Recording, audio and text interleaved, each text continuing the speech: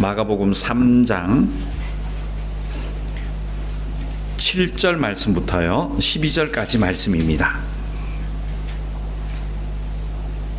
성경을 함께 읽도록 하겠습니다. 마가복음 3장 7절부터요 12절까지 말씀 같이 읽도록 하겠습니다. 예수께서 제자들과 함께 바다로 물러가시니 갈릴리에서 큰 무리가 따르며 유대와 예루살렘과 이두메와 요단강 건너편과 또 두로와 시돈 근처에서 많은 무리가 그가 하신 큰 일을 듣고 나오는지라. 예수께서 무리가 애워싸 미는 것을 피하기 위하여 작은 배를 대기하도록 제자들에게 명하셨으니 이는 많은 사람을 고치셨으므로 병으로 고생하는 자들이 예수를 만지고자 하여 몰려왔음이더라. 더러운 귀신들도 어느 때든지 예수를 보면 그 앞에 엎드려 부르짖어 이르되 당신은 하나님의 아들이니이다 하니 예수께서 자기를 나타내지 말라고 많이 경고하시니라. 아멘. 기도드리겠습니다. 하나님, 오늘 마가복음 3장 7절부터 12절까지 말씀입니다. 마가가 하나님의 영감을 받아서 기록해 준 이 귀한 복음서, 오늘 저희들에게 잘 전달될 수 있는 그런 귀한 성경 말씀 시간 되게 하여 주시옵소서. 소망하기는 아버지 하나님 영적인 눈을 열어주시고 마음을 열어주셔서 하나님 말씀을 잘 깨달을 수 있는 그런 지혜도 주시옵소서. 예수님의 이름으로 기도드렸습니다. 아멘. 마가복음 말씀 계속 드립니다. 오늘 말씀은 특별한 사건이나 비유나 내용이 없습니다. 3장 7절부터 12절까지 말씀인데요. 그러나 오늘 이 내용은요, 구약과 신약과 또 신약의 마지막 계시록까지 연결해 볼 수 있는 복음의 시기에 대한 이야기입니다. 예. 제가 설교 제목을 때와 날로 정했습니다. 예. 때와 날. 예. 그래서 이 날과 때가 얼마나 중요한지, 예, 여기에 대한 이야기를 오늘 제가 드립니다. 성경이 필요해 보이고요. 그리고 저를 잘 따라오시면 오늘 구원의 때, 예, 그리고 이 은혜의 때, 이 때가 우리에게 얼마나 값지고 소중한 것인지 한번 공부해보는 그런 시간을 가지도록 하겠습니다. 자, 그러면 7절 말씀부터 한번 보겠습니다. 7절 한번 열어주세요. 지금부터 같이 한번 읽어볼까요? 예수께서 제자들과 함께 바다로 물러가시니 갈릴리에서 큰 무리가 따르며. 자, 예수님 당시에는요, 이제 어느 시간이 지나니까요, 예수님을 따르는 무리들이 생겼어요. 많은 무리들이 따라다닌 거죠. 여러분 다 아시는 내용이죠. 그런데 마가는 이걸 구분해요. 다른 복음서도 구분하는데요, 마가는 이렇게 구분해요. 큰 무리는 맞는데 두 부류가 있다. 한 부류는 제자들입니다. 예. 그냥 명칭이 제자가 아니에요. 이 제자들은 주여 영생의 말씀이 여기 계시오니 우리가 어디 갑니까? 라고 고백했던, 이 대표로 고백했던 베드로처럼 이분들은 말씀을 따라가는 분들이에요. 네. 어디를 가든지. 예. 그래서 신실해 보이는 사람들을 제자들, 물론 그 중에는 예수님이 잡혔을 때 다 도망가고 하는 그런 일도 있었지만 결과적으로 지금은 그때 기록한 성경이 아니잖아요. 이미 예수님이 부활하신 다음에 기록했기 때문에 그들이 다 회개하고 다시 모여서 결혼을, 예, 가룟 유다를 대신해서 사람을 뽑고 자기들이 회개하고 다시금 다지고 그 다음부터 삶을 완전히 바뀌거든요. 그때 기록한 성경이거든요. 그래서 제자들은 부류를 이렇게 해요. 예수님을 따르는데 한 부류는 제자들의 부류, 또 한 부류는 큰 무리다. 이 무리들은 완전하지 않아 보입니다. 왜냐하면 뒷성경에 가보면 이 중에는 배신자도 나오고 또 오병이어 이적때 잘 얻어먹고는 어떤 일이 벌어지죠? 나는 생명의 떡이 더 중요한 것이야 했더니 뭐 별거 없네. 뭐 먹을 거나 주지. 다시는 예수님과 따르지 않은 무리도 요한복음 6장 66절 보면 나옵니다. 예, 많이 떠나갔대요. 많이. 예, 가버리는 거죠. 그리고 어떤 부모는 우리 자식 이분 따라다니게 하면 나중에 성공했을 때 이분이 한 자리 차지할 수 있지 않을까 해서 그 부모님이 자꾸 빨리 따라가 이런 부분들도 이 무리 속에 있었던 거죠. 그리고 어떤 분들은 몸이 좋지 않은 분들, 예, 이런 분들도 많이 나왔을 것이고, 여러분 몸 안 좋아서 고침받고 다 예수님 제자가 된 거 아니에요. 이거 별개입니다. 예, 그래서 자기 몸만 고치고는 예수님 상관없이 나 이제 깨끗함을 받았다 하고 사라져버리는 사람들도 있었습니다. 통틀어서 무리들, 예, 큰 무리 이렇게 기록한 것이죠. 예, 그러니까 예수님의 무리죄는 두 부류가 있다 정리하시면 되겠습니다. 다음 넘어가 볼까요? 예, 8절. 네. 다음 지역을 한번 볼까요? 읽겠습니다. 유대와 예루살렘과 이두메와 요단강 건너편과 또 두로와 시돈 근처에서 많은 무리가 그가 하신 큰 일을 듣고 나오는지라. 이거 의미가 있는 구절이에요. 지역을 설명하거든요. 예, 예수님의 복음을 선포하러 오신 이때에 어떤 지역 사람들이 왔는가, 이게 편중되지 않아요. 예, 어느 한 종족이나 한 지역. 우리나라는 뭐 지역 얘기 너무 많잖아요. 요즘은 이념으로 넘어가는 것 같은데 참 안타까운 일이죠. 아무튼 성경에 보면 마가는 지역을 이렇게 구분해요. 유다와 예루살렘. 유다와 예루살렘은 굳이 이스라엘 지도를 보면 남쪽이지만 무엇이 있기 때문에요? 성전이 있기 때문에 여기를 중심지로 하는 겁니다. 그래서 가장 먼저 유다와 예루살렘이라고 적었어요. 예, 그래서 유다와 예루살렘 딱 중심에 잡고, 그 다음 어디가 있나요? 이두메는 어딜까요? 이두메는 이름이 바뀐 거예요. 에돔이 바뀐 겁니다. 에돔은 어디 있었습니까? 바로 이스라엘 남쪽, 이집트, 애국 가기 전이죠. 즉 남쪽 사람들입니다. 이두메. 자, 그러면 중간 남쪽 됐죠? 동쪽 사람들은 누구일까요? 요단강 건너편을 동쪽입니다. 예, 동쪽 사람들. 그러니까 동쪽에서도 많은 사람들이 예수님에게 나왔다. 이걸 볼 수가 있죠. 요단강 건너편. 그리고 두로와 시돈은 어딘가요?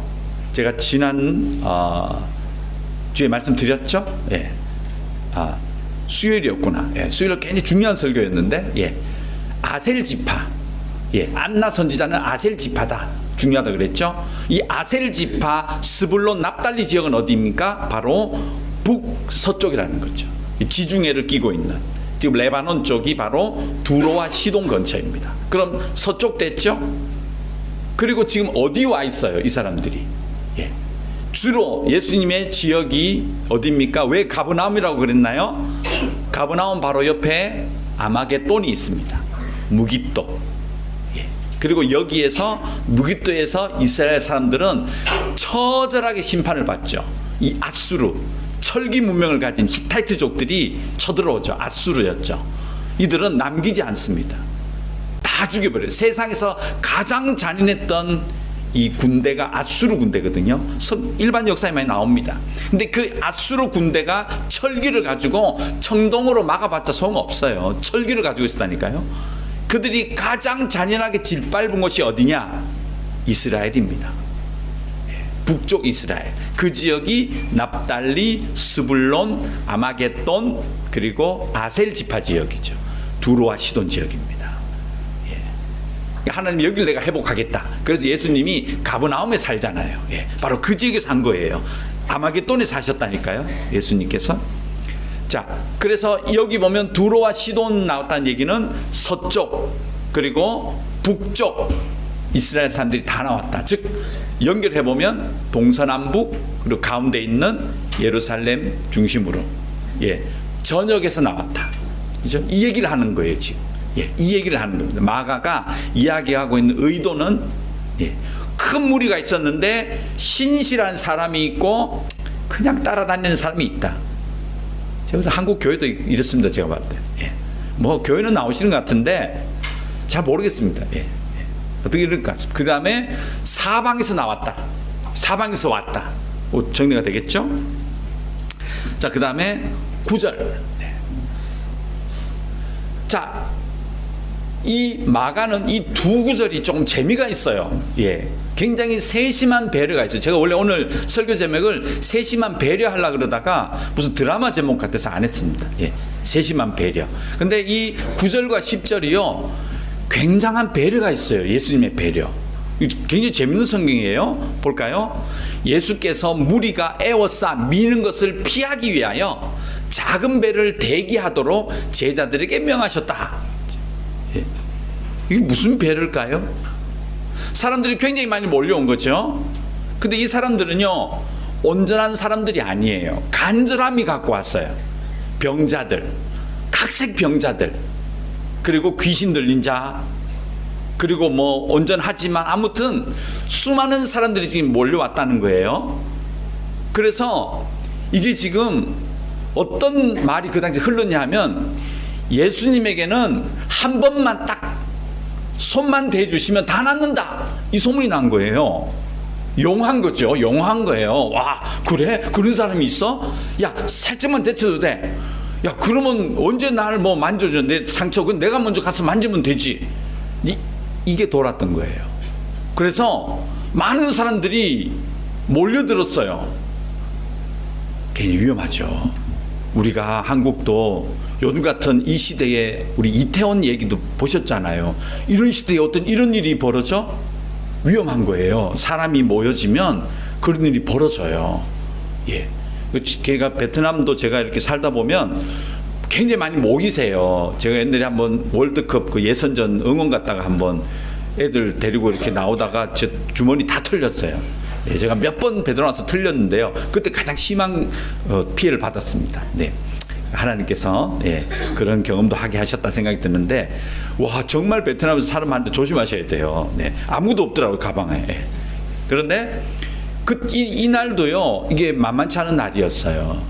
그 다음 9절 보세요. 왜냐하면 10절 보세요. 이는 많은 사람을 고치셨으므로 병으로 고생하는 자들이 예수를 만지고자 하여 몰려왔다는 거예요. 마가가 이걸 기록해 놓죠. 왜 예수님께서 갑자기 제자들, 야, 빨리 와, 빨리 배 만들어, 배 준비해. 그래서 조그만 배를 혼자 타시고, 혼자 타셔가지고 그 배로 이동하셔가지고 이 무리들에게 벗어나요. 그래서 이 벗어난 다음에 육지에서 조금 떨어지기를 명하시고 조금만 밀어봐, 됐어. 그리고는 예수님이 거기에서 가르치셨다. 요게 마가복음 4장 내용입니다. 보십시오. 마가복음 1장에 나오죠. 네. 자, 이 방법을 왜 쓰셨을까? 예수님이 왜 이 방법을 쓰셨죠? 마가가 무슨 의도로 기록하고 있죠? 위험하다는 거예요. 병자들이 몸이 온전치 않은데 그 무리에 섞여서 한번 나와서 예수님 한번 만지고 낫겠다 하고 나오다가 큰일 날 수가 있는 거예요.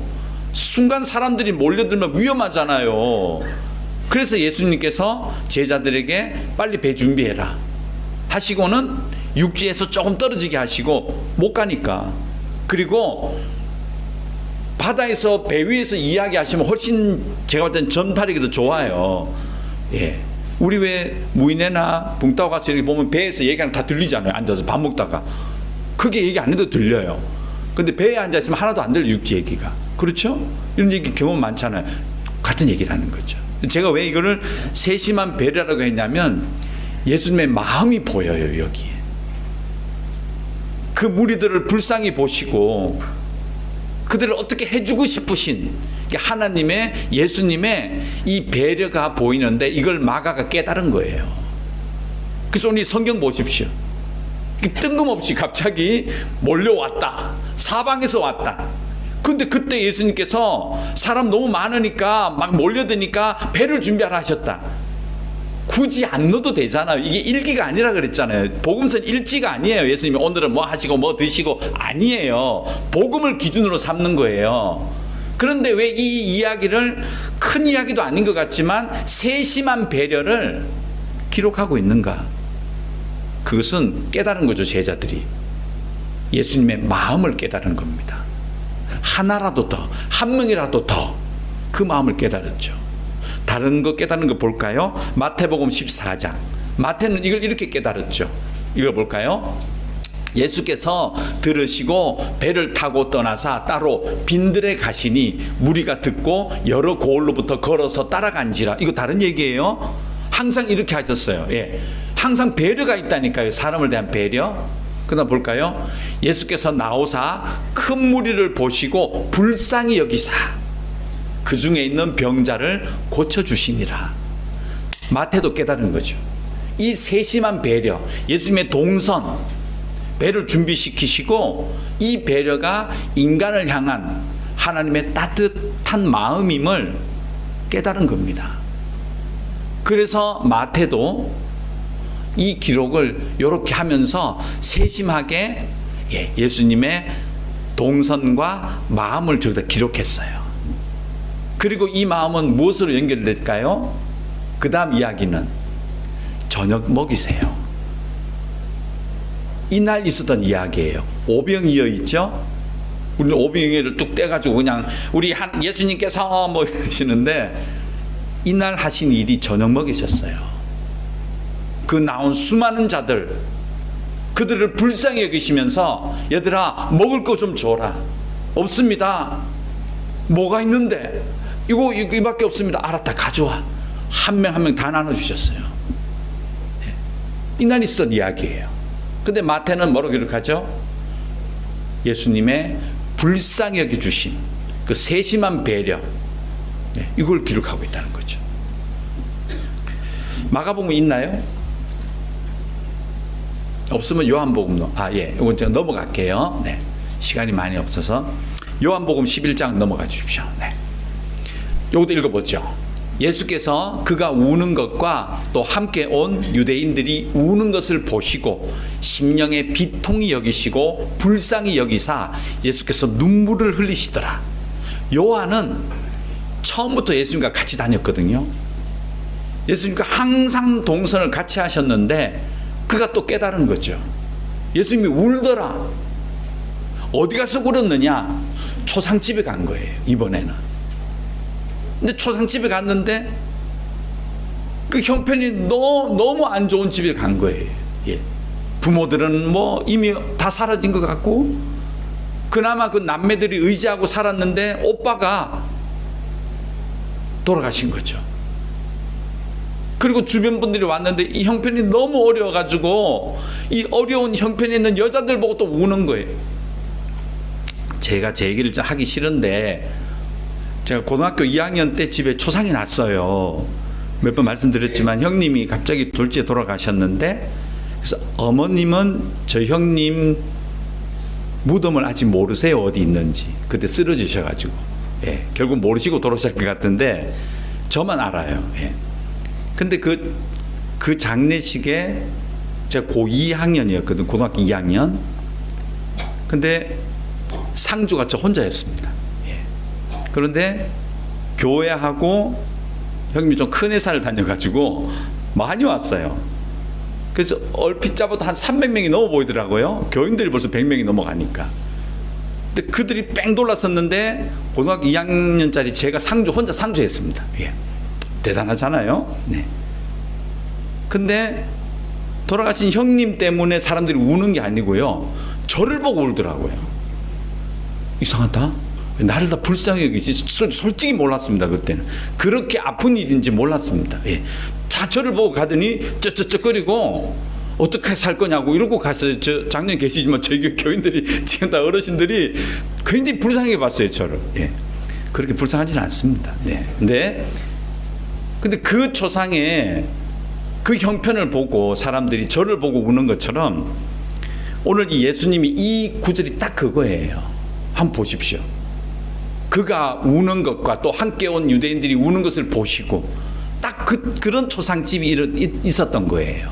거기에 예수님이 간 거죠. 그래서 이걸 공감을 해주세요. 얼마나 참 죽음이라는 것은 죄의 결과잖아요. 하나님이 만드신 게 아니라고요. 그 비참함과 이 서러움과 이 우는 자들의 또 우는 자를 보면서도 우는 자들, 예. 여기에 우리 예수님께서 같이 울어주시는, 그리고 이 안타까운 마음으로 예수님이 하신 얘기가 뭐죠? 그 유명한 구절, 나는 부활이요 생명이니 나로 말미암지 않고는 아버지께 갈 자가 없느니라. 나를 믿는 자는 죽어도 살겠고 살아도 나를 믿지 않으면 죽은 자라. 이 위대한 기독교의 이 놀라운 예수님의 말씀이 이날 나왔다니까요. 이 현장에서 놀랍잖아요. 예. 즉 하나님의 은혜, 하나님의 구원, 예수님의 구원, 예수님의 사랑은 나는 인간을 사랑해 이 정도가 아니에요. 그 세심한 배려와 여러분의 모든 상황, 처지, 형편을 옆에서 보고 계신다는 증거입니다. 이게. 예. 그 구원은 그냥 우리가 인류가 구원받았어요가 아니고 내가 구원받은 거예요. 여러분 개인이 그 무슨 아픔인지 모르겠는데 오시가 공감해 주시는 게 구원입니다. 이게 기쁜 거예요. 이게 성경에요 되게 많이 나와요. 예. 근데 우리는 예수님은 인류의 구원으로 오시고 너무 멀어요. 세심하다 그랬잖아요. 세심하세요. 예. 울고 있는 여러분을 찾아오신 거고요. 아파하고 있는 여러분을 찾아오신 거고요. 온전치 못한 여러분을 찾아오신 거예요. 그 울어주시는 거예요. 불쌍히 해주시는 거예요. 밥을 해주시는 거예요. 이게 구원입니다. 예. 마가가 이걸 기록하고 있어요. 예. 그래서 이 구절이 필요했던 거예요. 예수님께서 그 무리를 보시고 배 준비하라 하셨고 배에서 좀 떨어지라 하셨다. 왜? 혹시 다칠까봐, 혹시 사람 많아서 어려운 일이 벌어질까봐 그 세심한 배려, 이게 복음이다. 놀라운 구절이라니까요. 그냥 한 두 구절 넣어서 그냥 갑자기 배 얘기를 왜 해? 예. 그만큼 구원의 참 의미를 마가는 알고 있었고 이걸 선포하는 거죠. 그 다음에 11절로 넘어가 주세요. 자, 그런데요, 여기까지는 우리가 이 예수님의 구원의 이 복음에 대한 이해가 되시잖아요. 그런데 뜬금없이 너무 이게 갑자기 11절에 마가가 이런 기록을 해놨어요. 읽어볼까요? 더러운 귀신들도 어느 때든지 예수를 보면 그 앞에 엎드려 부르짖어 이르되 당신은 하나님의 아들이니다 하니 이랬다는 거예요. 갑자기 마가가 이 복음서에 오늘 세심한 배려 하시는 이 예수님 기록에 또 뭘 갖다 붙였냐면 더러운 귀신 얘기를 하는 거예요. 귀신들도 어느 때든지, 보십시오. 어느 때든지예요. 어느 때든지. 예. 귀신들도 항상, 귀신들도 예수님의 동선을 따라다니면서 이 뜻이에요. 귀신들도 복음을 따라다니면서 어느 때든지 그 앞에 엎드려서 부르짖어 이르되 당신은 하나님의 아들이니다. 이게 경배했다는 얘기가 아니에요. 경배했으면 이런 기록이 아니죠. 뭘 했다는 겁니까? 방해를 했다는 거예요. 예. 이 복음이 세심하게 인간 개인들에게 미치지 못하도록 어느 때든지 더러운 귀신이 예수를 따라다니면서 방해하고 회방을 놓았다, 이 얘기를 하는 겁니다. 12절 볼까요?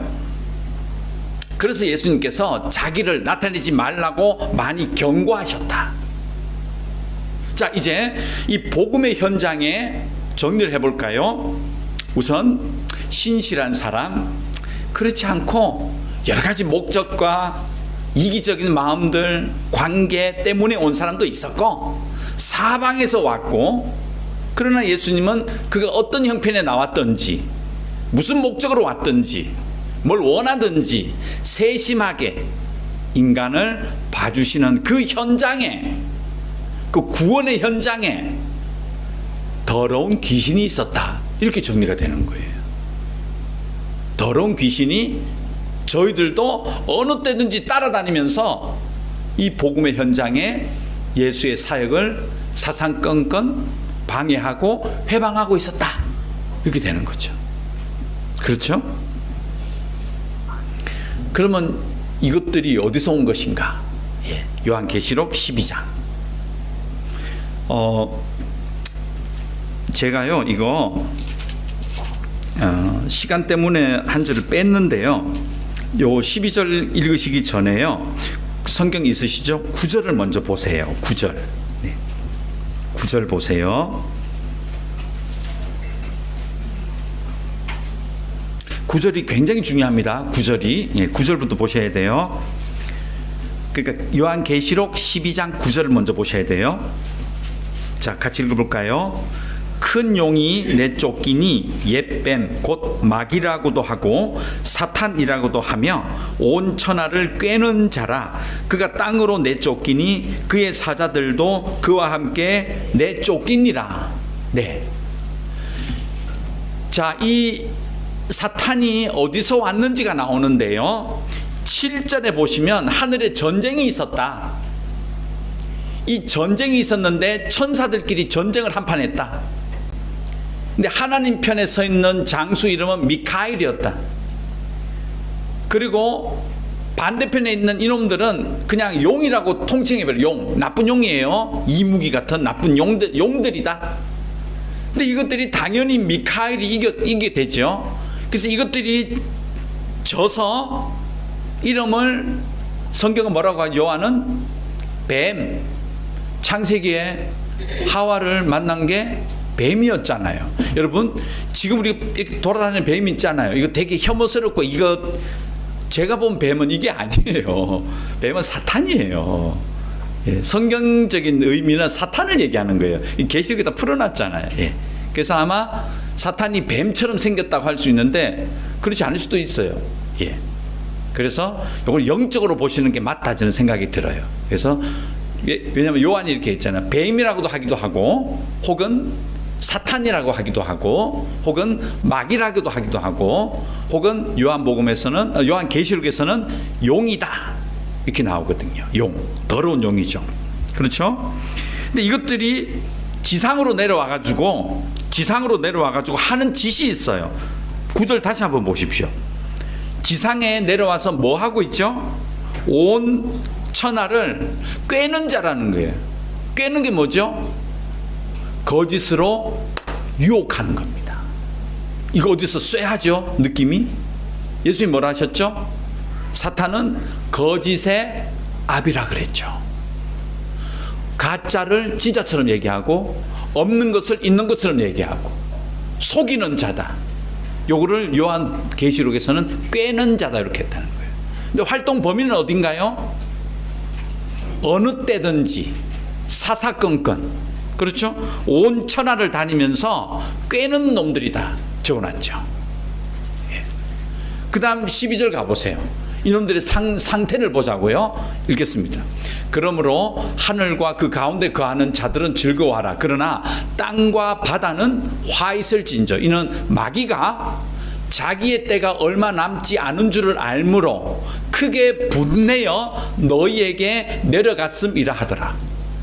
지금이에요. 지금 이 사탄이 예수님의 때, 지금이잖아요. 예수님의 은혜 주시는 때, 우리 개인들 찾아와 주셔가지고 우리의 감정을, 우리 상황을 하나님이, 예수님이 같이 공감해 주시는 이 때에 사탄들도 내려와서 천하를 다니면서 사사건건 가짜라고, 허위라고, 믿지 말라고, 예수 믿어서 뭐 할 거냐고, 교회 가서 뭐 이득이 뭐가 있냐고, 가짜라고 자꾸 얘기하면서 꿰고 다닌다. 이것들이 분을 내가지고 끝까지 한번 도전을 하려고 한다.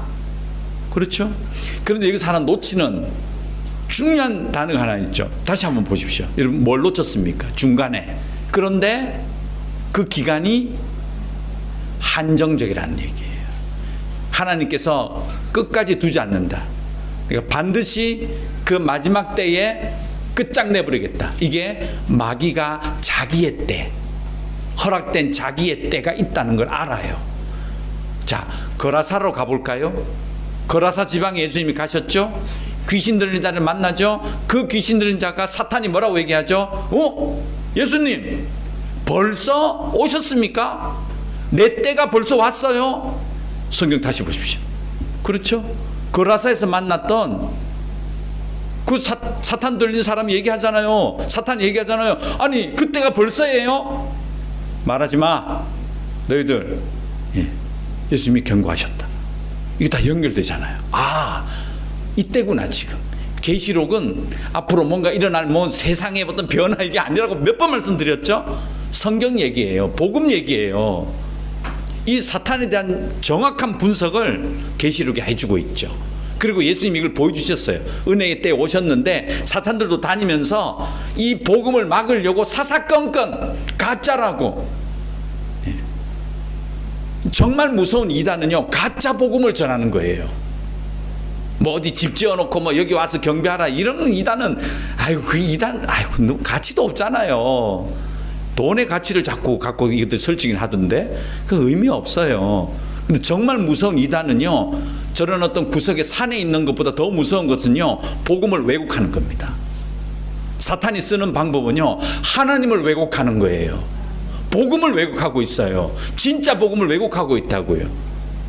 이게 정말 무서운 그들의 방향이거든요. 다 나와요 여기.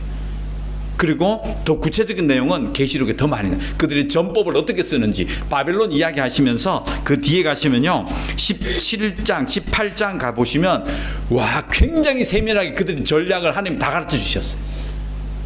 우리가 성경을 안 보시니까 그래요. 여러분 제발 부탁드립니다. 성경 공부하십시오. 제발 부탁합니다. 기도 시간만큼 성경 보셔야 돼요. 우리 너무 몰라요. 왜 성경에 다 나와 있어요. 이 때에 대한 이야기가 다 있다니까요. 아무튼 이 때가 있잖아요. 그래서 이 때가 지금 이제 결론을 한번 이걸 취합해 보면 예수님이 세상에 오셔서 복음을 전하는 때는 사탄도 마지막 활동을 하는 때구나. 그리고 이 때는 영원히 가지 않는, 이 영원히 하나님께서 열어주신 때가 아니고 언젠가는 마지막 끝자락이 있는 때구나. 구원의 때가. 그래서 이것을 예수님은 뭐라고 표현하시냐면 마지막 때, 말세라고 하는 겁니다. 그 말세는 지금이에요. 그러니까 앞으로 세상 끝날에 뭔가 징조가 있어가지고 이렇게 그렇게 아니라니까요. 지금이 말세라고요. 지금이 마지막 때라고요. 지금이 이 때라고요. 그래서 제가 지금은 은혜의 날이고 구원의 때다. 요 때다. 이거 지나면 없습니다, 여러분. 기회 없습니다. 심각한 거예요. 나중에 이거 끝나고 울고불고 그때는 후회해도 늦다. 이게 마태복음 마지막 장에 나오는 예수님의 경고잖아요. 노아 때 봐라. 노아 때 봐라. 그때 방주 지어가지고 홍수 나기 전까지 사람들이 깨달았느냐? 먹고 마시고 시집가고 장가고 사고 팔고 했다. 감각 없이 살다가 한 방에 끝났다. 그때 이야기 하시는 건데, 이때 얘기 하시는 거예요. 자, 고린도 후서 6장 2절에는 아마 없을 거예요. 안 찾아놨죠. 제가 안 올려놨는데요. 이걸 사도 바울이 깨달았어요. 그래서 구원의 날, 은혜의 때라고 딱 기록했습니다. 고린도 후서 6장 2절 한번 찾아보십시오. 일부러 찾으시라고, 성경을. 고린도 후서 6장 2절.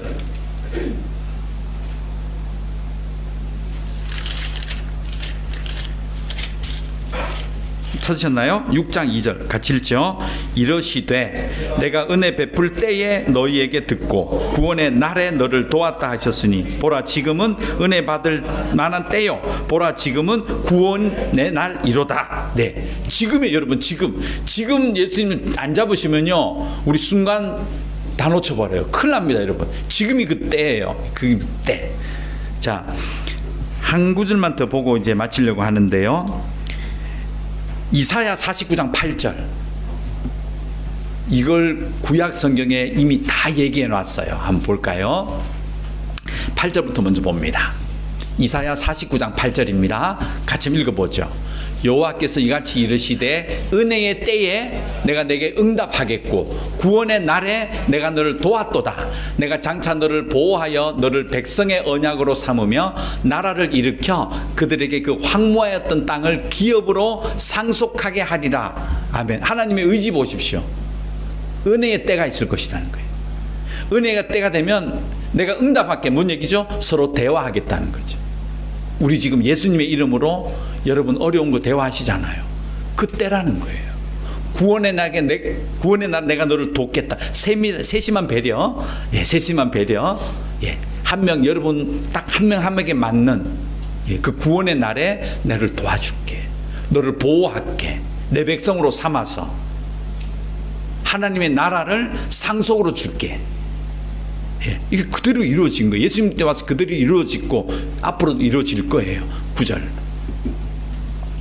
예, 또 볼까요? 내가 잡혀있던 자에게 이르기를 나오라 하며 흑암에 있는 자에게 나타나라 하리라. 그들이 길에서 먹겠고 모든 헐벗은 산에도 그들의 불밭이 있을 것인즉.